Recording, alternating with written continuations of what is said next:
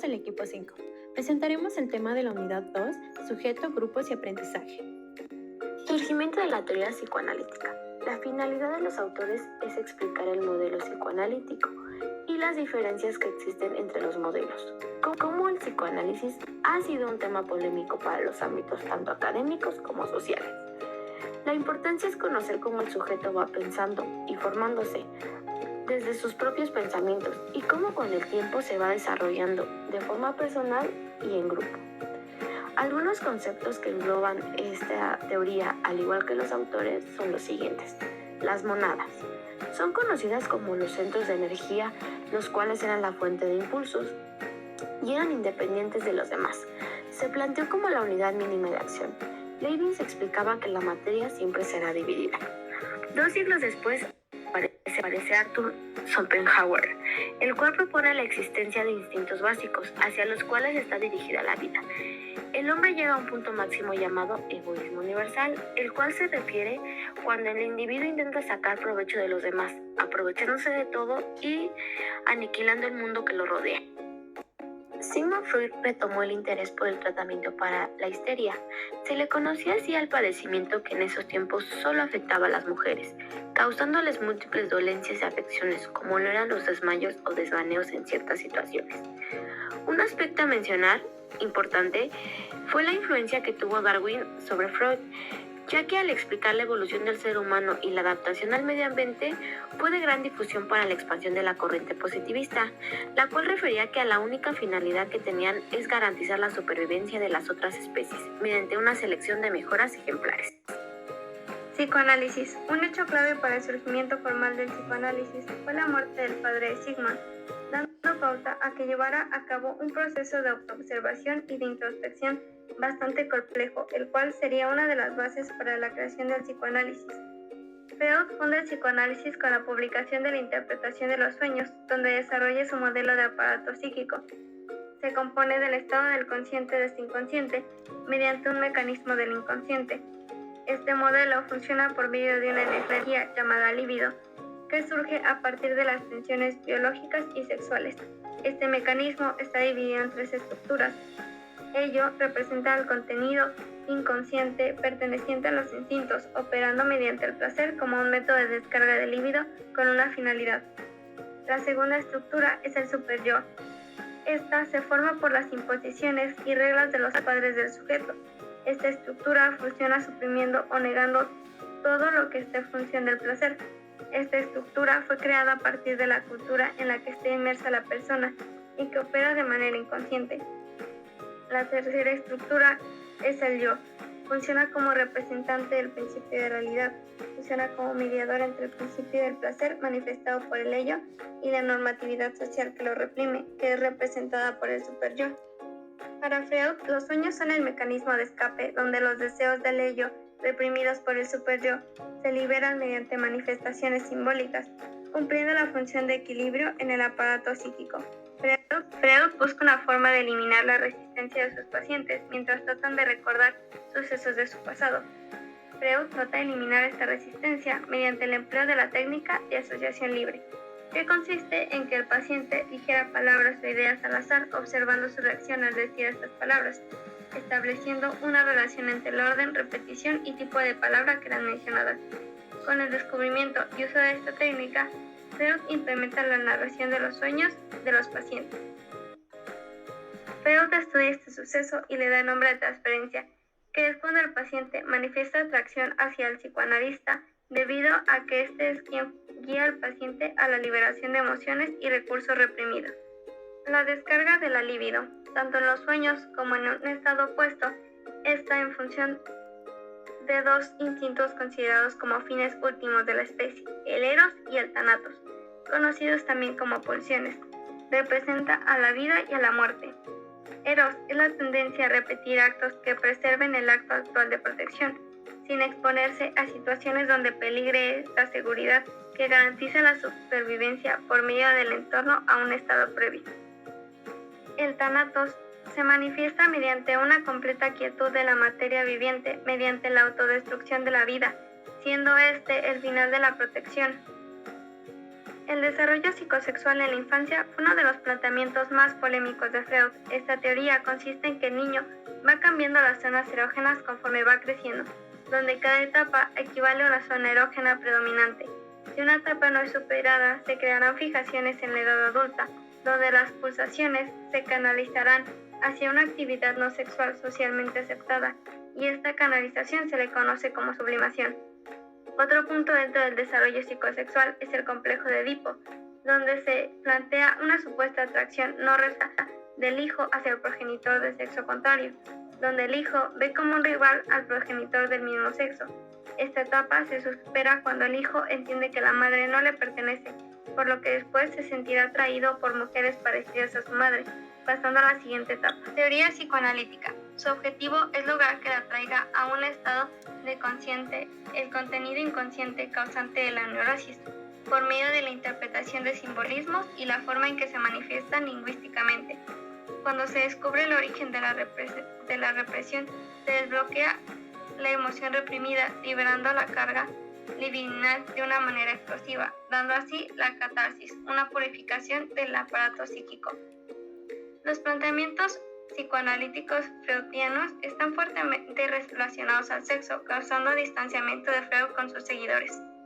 Uno de sus discípulos más influyentes en el psicoanálisis fue Carl Gustav Jung, psiquiatra suizo considerado por el mismo Freud como el genuino heredero del psicoanálisis, pero debido a que Jung manifestó su opinión respecto a la importancia del sexo en la vida psíquica del individuo, comienza su distanciamiento con Freud y rompe relaciones en 1914.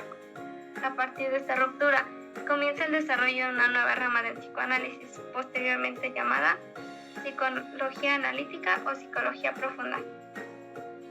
En este método junguiano se destaca el presente y las aspiraciones que tenga en futuro de la persona, destacando en menor medida los hechos de su pasado, dejando de lado el determinismo freudiano del hombre como esclavo de su pasado. Modelo psicoanalítico. El desarrollo de la teoría psicoanalítica surge a partir de la ruptura de Freud y Jung. Este modelo toma en cuenta aspectos del hombre, solo que en lugar de postular que se tiene una función sexual, Jung propone que esos impulsos pueden ser canalizados como aspectos de autorrealización. La formulación del aparato psíquico en este modelo mantiene algunos aspectos del modelo freudiano, pero incluye otros nuevos, como lo son el yo como la estructura central de este aparato, el cual mantiene contacto con la realidad de manera consciente. El inconsciente personal, que consiste en los recuerdos reprimidos que pueden ser traídos a la conciencia mediante técnicas adecuadas. Y el inconsciente colectivo, en el que se encuentra el contenido heredado y que representa el curso de la evolución y las experiencias a las que ha sido sometido el hombre.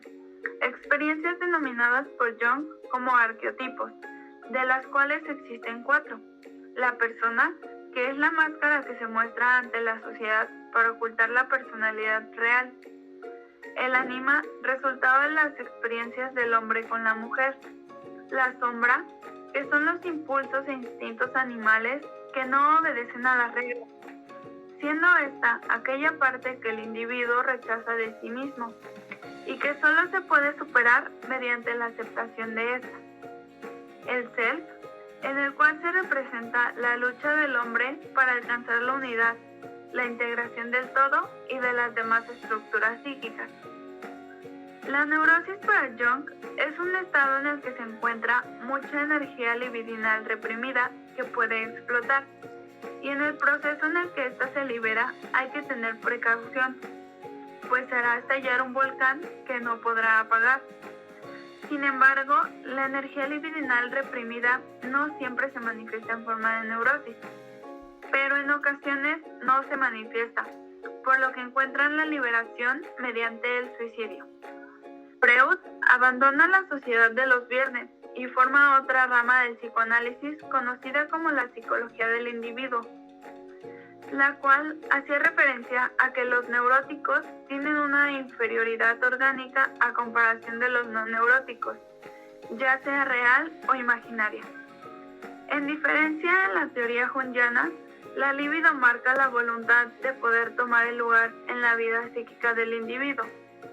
Adler menciona que la voluntad es la mayor fuerza motivadora y el sexo no es solamente una manifestación de esta.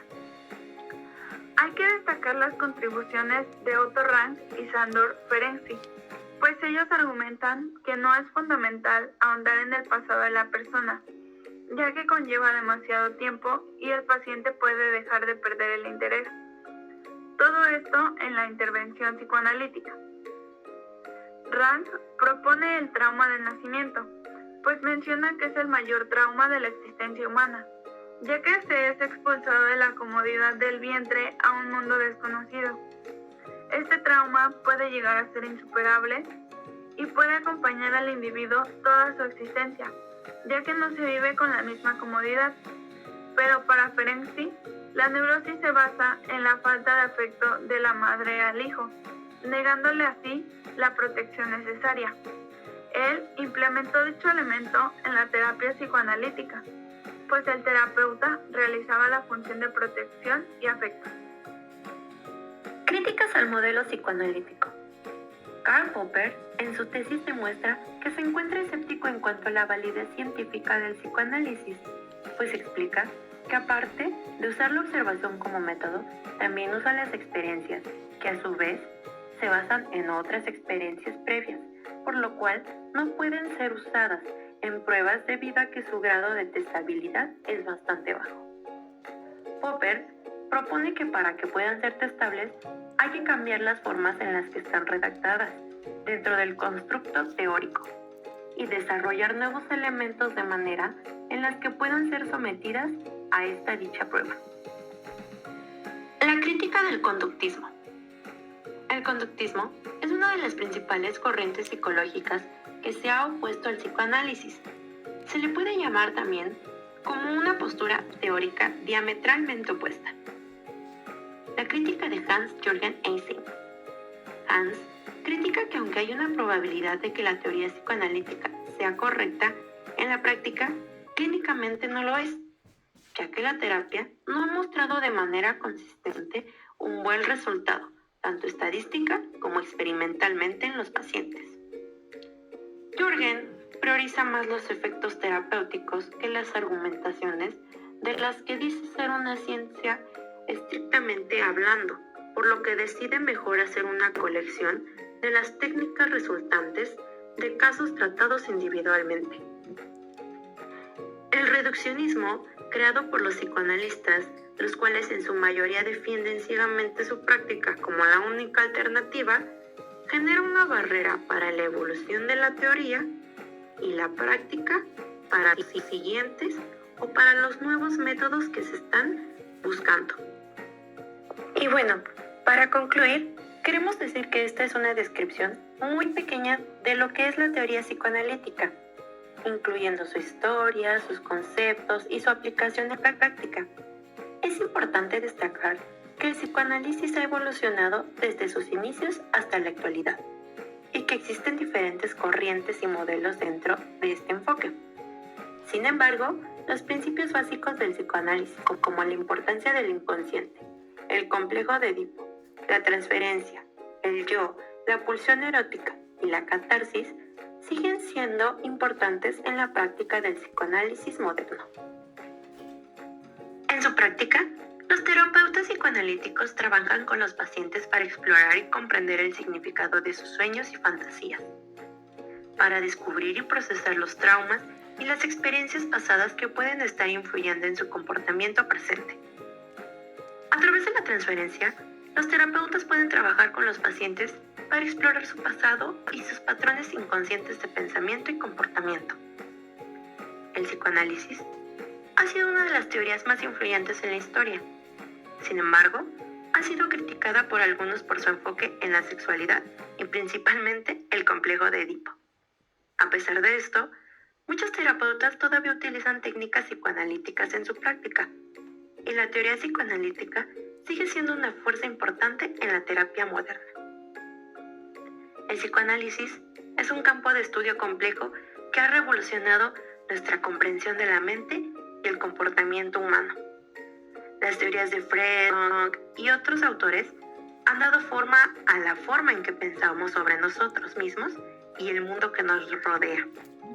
Han tenido un impacto duradero en muchos campos, pero sobre todo en la psicología, la psiquiatría y el arte. Hemos llegado al final de nuestro video. No nos queda más que agradecerte por tu atención y esperamos sinceramente que este video te ayude a comprender un poco más sobre qué es la psicología analítica, cuáles son sus campos y de qué manera nos ayuda a nosotros como humanos y en la sociedad. Muchas gracias por tu atención de nuevo. Hasta luego.